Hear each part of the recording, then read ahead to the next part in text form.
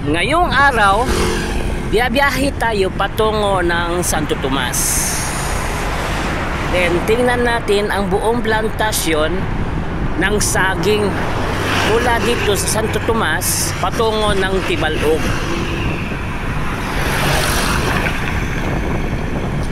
At ito yung saging export from Hong Kong, China. Tayo ang nag-i-export ng saging patungo ng Hong Kong, China. So tingnan natin ang buong plantasyon ng Santo Tomas. Malaking itong plantasyon dito ng saging. So puntahan natin ang Santo Tomas.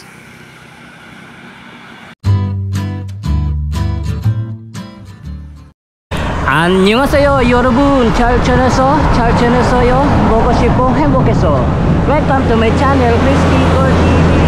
Subscribe, like and share. So nandito tayo sa may Panabo, dumaan patungo tayo ng Santo Tomas. So tingnan natin ang buong plantasyon ng saging. So tara, let's go.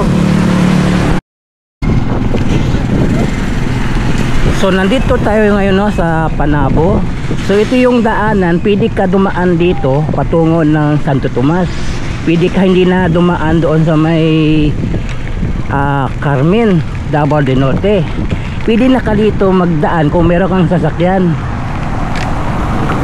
Kaya lang dito banda yung kasada sira-sira, lubak-lubak, parang hindi pa inaayos ang kasada dito. Ito yung gitna.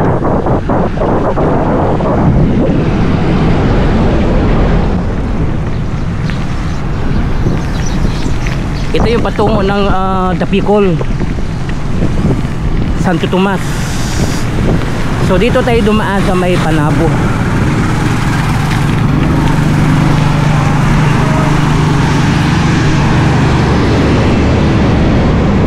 So patungo tayo ng Santo Tomas. So tingnan natin yung plantasyon ng mga saging.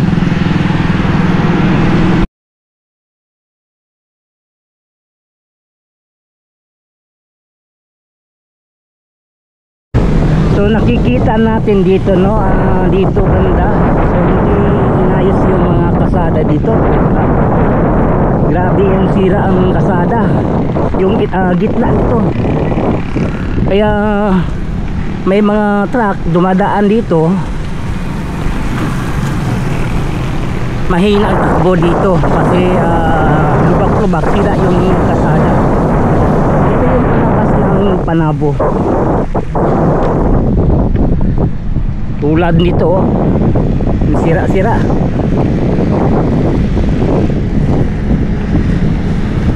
Wala sigurong budget ito.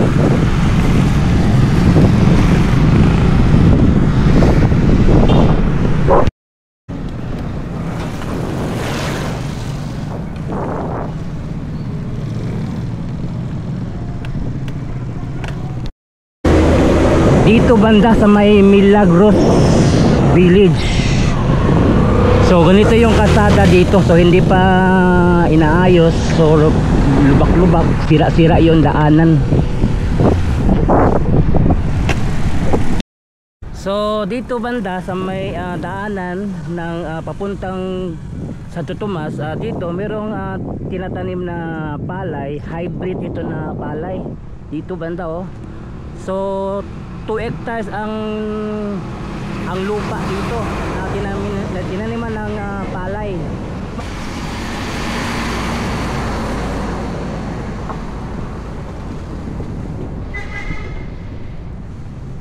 Dito lang sa Panabo, patungo ng Dapicol to Santo Tomas.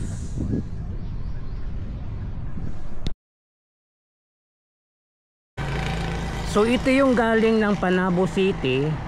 Then ito yung mula sa Carmen, Davao del Norte. Then ito yung patungo ng Santo Tomas. So ito yung mga planta dito. Mahaba itong planta hanggang doon sa may Kapalong. Ang lapad ng plantasyon ng saging, iba't ibang ang may-ari ito.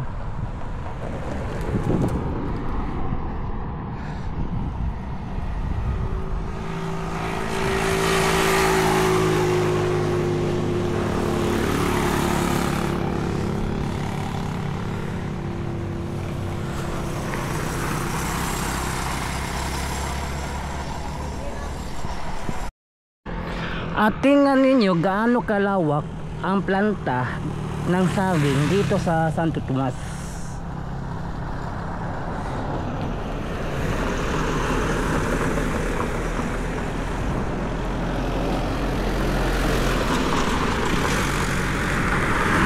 So ganito kalapad yung lupain para sa pagtanim ng saging.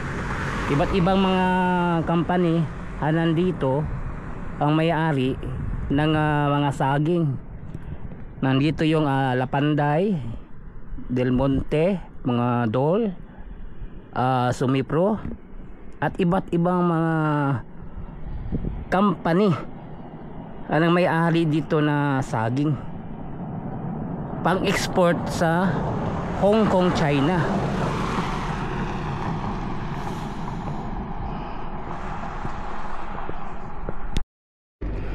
So ang dami talaga ng punong saging dito, magkabilaan sa gitna ng kalsada, oh. This is a farm banana in Santo Tomas. At itong kalsada, tinawag itong Tagum Carmen Road. Kung makikita nyo sa Google Map, Tagum Carmen, Davao del Norte,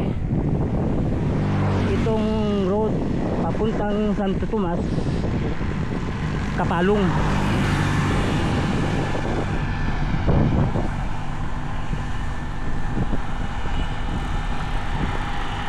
So malaki talaga yung plantasyon ng saging dito.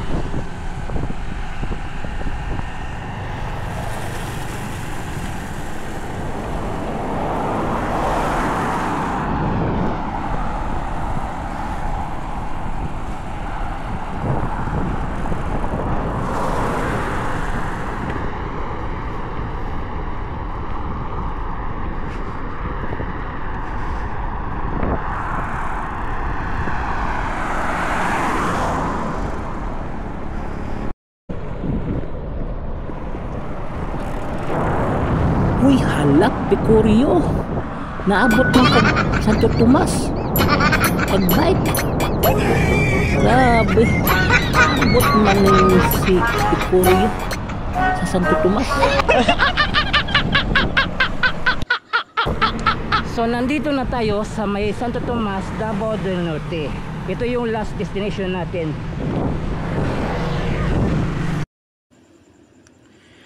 So ito na yung plantasyon ng saging dito sa Santo Tomas, Davao del Norte.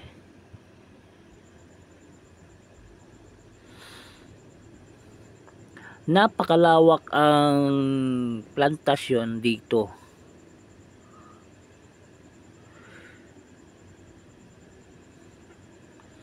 Mula dyan sa Tanglaw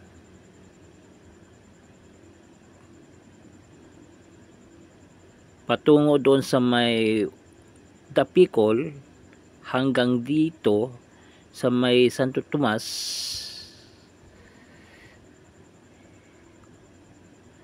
Ito ang lawak ng plantasyon ng saging.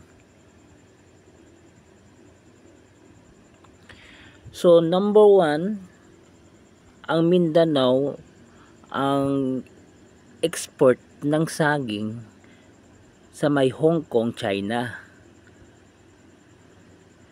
So dito nagmumula ang mga saging i-export papuntang Hong Kong, China. At hindi lang saging, Ang lawak ng palayan dito.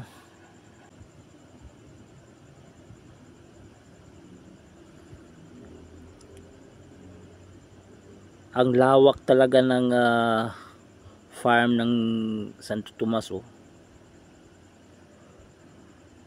Wow, grabe.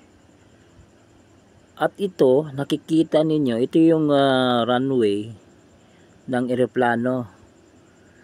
Yung mag-i-spray ng mga saging dito sa Santo Tomas.